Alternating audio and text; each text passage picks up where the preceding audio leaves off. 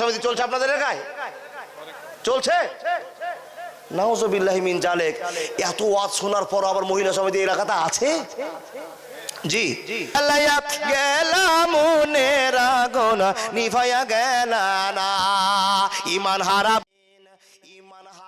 বুদ্ধি করে ইহুদি জাতি চালু করে দিল তারা মহিলা সমিতি।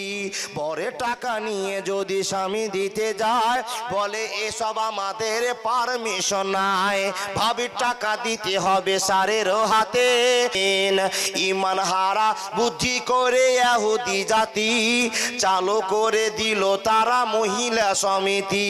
পরে টাকা নিয়ে যদি স্বামী দিতে যায় বলে এসব আমাদের পারমিশন নাই, ভাবির টাকা দিতে হবে স্যারের হাতে। লজ্জার কথা আমি বলবো কার কাছে? কিছু মানুষ বলে বন্ধন নিয়েছি বলে মেয়ের বিয়ে দিতে পারলাম নিজের বক দিলাম, আমি জ্বালাইয়া গেলাম মনের আগুন নিভাইয়া গেল না, ইমান হারা বুদ্ধি করে ইহুদি জাতি চালু করে দিল তারা মহিলা সমিতি। এ বাবা, মহিলা সমিতি চলছে আপনাদের এলাকায়? চলছে? নাউজুবিল্লাহি মিন জালিক। এত ওয়াজ শোনার পর আবার মহিলা সমিতি এলাকাতে আছে? জি লাভ কি বলে মাওলানা? আপনি তো খালি ভাষণ দিতে পারবেন না, আর ওরা আমাদেরকে টাকা দিয়ে যায় বন্ধন। হ্যাঁ, স্যারের সাথে বন্ধন করেন। ভাগ জানেন মহিবুর 3000 টাকা, মাশাআল্লাহ। ভাগজানের মহিবুর রহমান, মাশাআল্লাহ, রাব্বুল আলামিন মহিবুর রহমান 3000 টাকা। আর একজন মহিলা আল্লাহ 200 টাকা দান চেয়েছে। আল্লাহ তাআলা পাঠিয়ে দোয়া চেয়েছে, আল্লাহ কবুল করে নাও, মাকসাদ পূরণ করে দাও, জীবন ধন্য করে দাও। আল্লাহ ইহদিনাস সিরাতাল মুস্তাকিম পথ দেখিয়ে দাও। আল্লাহুম্মা সাল্লি আলাইহি, আল্লাহুম্মা বারিক আলাইহি। কিছু মানুষ বলে বন্ধন নিয়েছি বলে মেয়ের বিয়ে দিতে পারলাম নিজের বুক বলে। এখন থেকে তখন বড় অভাব ছিল, এই কথা মুরব্বীরা সাক্ষ্য দিল। এখন থেকে তখন বড় অভাব ছিল, এই কথা মুরব্বীরা সাক্ষ্য দিল। তখন তোমার বাপের বিয়ে হলো কেমনে? বন্ধন ছিল না তো সেই আমলে। এ বাবা, যারা বলছেন বন্ধনে বেটির বিয়ে দিলাম, কিন্তু আপনার বাপের যখন বিয়েটা হয় তখন বন্ধন ছিল? এখন থেকে তখন বড় অভাব ছিল, বন্ধন ছিল না তো সেই আমলে। নিজের জীবন ভেব না দাড়ি পাল্লা, মনে রেখো রিজিকের মালিক আল্লাহ। এসব ছেড়ে তোবা করে ফিরে এসো ভাই, দাজাল আসতে আর কিন্তু বেশি সময় নাই। মনে রাখতে হবে সময় ঘনিয়ে চলে এসেছে। আব্বা জান, দাদা বন্ধুরা আমার, মা বোনের আমার, একটু পাঠান টাকাগুলো আল্লাহর রাস্তায়। আমাকে তো আপনি টাকা দিবেন না, দিবেন কাকে? আল্লাহকে। কিসের জন্য? কবরের জন্য। এটা তো আপনার ওই কালিয়া চকের মানুষ আপনার গোরস্থানে শুয়ে থাকবে না। কালিয়া চকের মানুষ আপনার গোরস্থানে শুয়ে থাকবে না, আপনার জায়গাতে আপনি শুয়ে থাকবেন। আপনি টাকা দিচ্ছেন, কিন্তু মুসলমানরা বড় দয়ালু। কেন জানেন? ওই শ্রীগোষ্ঠী থেকে এসে, শাহবাদপুর বামুনতলা মোড় থেকে এসে দূর দূর থেকে মুসলমানেরা এক মুসলমানকে সাহায্য করে। ওনারা যদি দান করে তো না দিতে পারে, কিন্তু গ্রামের লোকে দান করতে হবে। যারা এই জায়গাতে আপনি ঘুমাবেন থাকবেন, এটা আপনার কর্তব্য। আমি যারা শুনতে এসছি, আমি দান নাও করতে পারি, কিন্তু মুসলমান যা আল্লাহকে বিশ্বাস করে, কেন? দান দিলেই লাভ। এমন একটা জায়গাতে দিয়ে দিলাম, আল্লাহ বলছেন মাশাআলুল্লাযিনা ইনফিকুনা আমওয়ালাহুম ফি সাবিলিল্লাহ। বান্দারে শুনে নাও, জীবনটা ধন্য করে দাও। আল্লাহ কি জীবন ধন্য করব? আল্লাহ বলছেন বান্দা, যখন তুমি দান করে দিয়েছো, তোমার টাকাটা বাড়তে আরম্ভ করালাম। কতদিন বাড়বে? যেই দিন সকল মানুষকে এক জায়গায় হাজির করা হবে, ওয়া কুল্লা ইনসানিন আলজামনাহু তায়রাহু ফি উনুকিহি ওয়া নুখরিজু লাহু ইয়াওমাল কিয়ামা। সেই দিন মানুষ দেখবে জীবনে যত আমল করেছে, সেই দিন দেখবে এখন দেখতে পাবে না। ভাই, একটা ছোট্ট হাদিস বলি। জি, কে ভুট্টা দিয়েছে? কোনটা? মাশাআল্লাহ। কি নাম আপনার? নূর ইসলাম। লোকটা তো চিকন লাগছে। জি, 1 কুইন্টাল ভুট্টা তো কম হয়ে গেল। হ্যাঁ, কম হয়ে গেল না? আর পারবেন না বলে না? 1 কুইন্টাল ভুট্টা কিন্তু ভালো একটা দাম দিয়েছে। 1 কুইন্টাল ভুট্টার দাম 2000 টাকা, 2500 টাকা হতে পারে। একটা হাদিস বলি, তারপর আপনি দাম দেন। এ বাবা, আপনাদের স্ত্রীরা আপনাদের কাছে বায়না করে, একটা শাড়ি দাও, আমার জন্য একটা ব্লাউজ নিয়ে আসিও, একজোড়া স্যান্ডেল নিয়ে আসছে, বলে কি না? ঈদ আসছে, জালসা আসছে, একটা ভালো শাড়ি নিয়ে আসো, বলে কি না? হযরত আলী রাদিয়াল্লাহু তাআলা আনহু একদিন নিজের স্ত্রী ফাতেমাকে বলছেন, ফাতেমা, আমি তো শুনেছি যে অনেক মেয়েরা স্বামীর কাছে অনেক জিনিস আবেদন করে, ফাতেমা তুমি কি আমার কাছে একদিন আবেদন করবা না? তখন ফাতেমা বলে, স্বামী, আমি তো দুনিয়াকে প্রাধান্য দিই না, আমি আখেরাতকে প্রাধান্য দিই। দুনিয়াতে 30 বছরের জন্য কি চাইবো আপনার কাছে? কি দিবেন আপনি?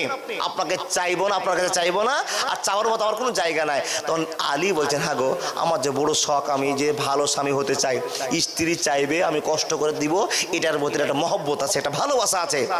তখন আলীর কথা শুনে, হযরত আলীর কথা শুনে মা ফাতেমা বলছে, ও সোনামণি আলী, স্বামীকে সোনামণি বলে? আপনার স্ত্রী বলে? জীবনে বলবে না। জি, ও সুযোগ নেই যে আপনাকে ছেড়ে কখন পালাই। আপনি কালো স্বামী, ল্যাংড়া স্বামী, কানা স্বামী, কামাই করতে পারেন না। এমদাদুল বক্তা 10,000 টাকা কামায়, তুমি 3,000 করে কামাই করতে পারো না সপ্তাহে। জেনারুল সারের দোকানদার 3,000 টাকা, মা 2,000 টাকা, 2-3,000 হয়ে গেছে, আল্লাহ তো দিবে ডবল ডবল করে। জি, এক্ষুনি হাদিসটা বলছি বাবা। স্ত্রীকে খুশি করবার জন্য হযরত আলী বলছেন, ভাই কিছু দাও টাকা। কি বলছেন? আয় ফাতেমা, বলো না কি নিবা? তখন বলছে, স্বামী গো, যখন তুমি এত বড় করে বলছো, তোমার একটা কাজ করে দাও। কি? বলে, স্বামী, অনেক দিন থেকে আনার খাইনি। আনার বুঝেন? আনার, ডালিম, এই চিনেন না? আপনার স্ত্রী ডালিম খেতে চেয়েছে? জি। হযরত ফাতেমা বলছেন, স্বামী আলী, আমার জন্য শখ করে একটা আনার কিনে নিয়ে আসিও। তো হযরত আলী বলছেন, এইটা তো মামুলিক ব্যাপার, আর কিছু বড় জিনিস চাও? হযরত ফাতেমা বলছে, আমার আনার খাওয়ার শখ লেগেছে, এটাই তুমি কিনে দাও। একবার জোরে বলুন না সুবহানাল্লাহ। স্ত্রীকে খুশি করবার জন্য হযরত আলী বাজারে চলতে আরম্ভ করলেন। 20 টাকা পকেটে, বাবা 50 টাকা তো ছিল না। কি বলেন? ঠিক বললাম না? বললাম। অভাবের সংসার দুনিয়া চলে না, কিন্তু আখিরাতকে প্রাধান্য দেওয়ার জন্য কত জীবন যাপন করে চলে গিয়েছে বাবা এ মুসলমান। এই জন্য আলীর জীবনীকে বারবার রিপ্লাই করতে হবে। মহিলা দল ফাতেমাকে বারবার করে গবেষণা করতে হবে, তাহলে জ্ঞান ফিরে পাওয়া যাবে। আর সারা জীবন যদি সিরিয়াল দেখতে থাকেন, কর্ম করতে থাকেন, সংসারকে জয়যাত্রা করবার জন্য সংসারে কাজ করতে থাকেন, কোনোদিন জ্ঞান ফিরে পাওয়া যাবে না, যাবে না, যাবে না। 20 টাকা পকেটে নিয়ে, 10 টাকা পকেটে নিয়ে কালিয়াচক গেছে বাবা ডালিম কিনতে। দেখছেন যে একটা সুন্দর ডালিম। কত দাম গো বাবা? 100 গ্রাম ওজন, 20 টাকা দাম, 10 টাকা দাম। হযরত আলী স্ত্রীকে খাওয়াবার জন্য 10 টাকা দিয়ে একটা ডালিম কিনে কোমরে গুঞ্জে হোক, পকেটে ঝুলি হোক, আনন্দের সাথে নিয়ে বাড়ির দিকে আসছে। আর শাহবাজপুরের মই একটা ফকির এসে বলছে, দাতার কাছে ওই সমস্ত লোকগুলো যায়, ফকিরেরা, যার জামা চিকন, মুরবি সাহেবকে দেখলে, ভালো মানুষকে দেখলে, লা ইলাহা ইল্লাল্লাহ মুহাম্মাদুর রাসূলুল্লাহ। শাহবাজপুরে একটা টাটকা লোক আমাকে বলছে, ভাই কি হয়েছে?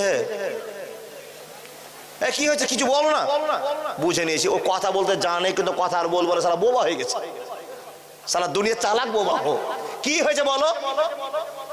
আরে এতটি গুটকা ভরে আছে মুখে। বলছে, এই তোমার যে হাত পা টাটকা আছে, তুমি আমাকে টাকা চাইছো, তোমাকে দিয়ে দিব টাকা। দিলাম 5 টাকা, কিন্তু বললাম যে তুমি যে টাটকা লোক, নিয়ে মুখটা ব্যাগা করে চলে গেল। কিন্তু বললাম বাবা, বলাটা আমার ভুল হয়ে গেছে, আমার বলাটা ভুল হয়ে গেছে। এ বন্ধু আমার, বলা যাবে না। যে কর্মতে যে উপায় হোক, যে আপনার কাছে চেয়েছে, সে হলো সাইলকারী, সে হলো ভিক্ষাকারী। আপনাকে দিতেই হবে, দিতে হবে। কোরবান প্রমাণ করে দেয় কি? ওয়াম্মা সাইলা ফালা তানহার, যে চাইবে তাকে দান করতে হবে। বন্ধুরে আমার, হযরত আলী ডালিম কিনে বাড়ি ঢুকছেন, আর শাহবাজপুরের মধ্যে এসে ফকর চলছে, লা ইলাহা ইল্লাল্লাহ মুহাম্মাদুর রাসূলুল্লাহ। হযরত আলী চিন্তায় পড়ে গেলেন, আল্লাহ কেমন করে এখন কি করব, কেমন করে বিচার করব? 50 বছরের তুলনায়, 20 বছরের তুলনায়, 10 বছরের তুলনায় আমার ফাতেমা আমার কাছে একটা ডালিম খেতে চেয়েছে, আর ডালিম তো আমি কিনতে আরম্ভ করেছি। এমন তো সময় ফকির আমার কাছে আবেদন করেছে, আল্লাহ এখন ফাতেমাকে রাজি করব না, আল্লাহ তোমাকে রাজি করব। একবার জোরে বলুন না, নারায়ে তাকবীর। এ বাবা, হযরত আলী চিন্তা, আল্লাহ ফাতেমাকে রাজি করবো না, তোমাকে রাজি করব। তুমি যে বলছো আম্মা সাইরা ফালা তানহার, ফকির চাইলেই দিতে হবে। এখন ফাতেমাকে যদি রাজি করতে যায় তো ফকির পাবে না, আর ফকিরকে রাজি করে তোমাকে রাজি করতে যায় তো ফাতেমা পাবে না। কি করে বিচায়? নিশ্চয় চিন্তা করলেন আল্লাহর বান্দা, ফাতেমা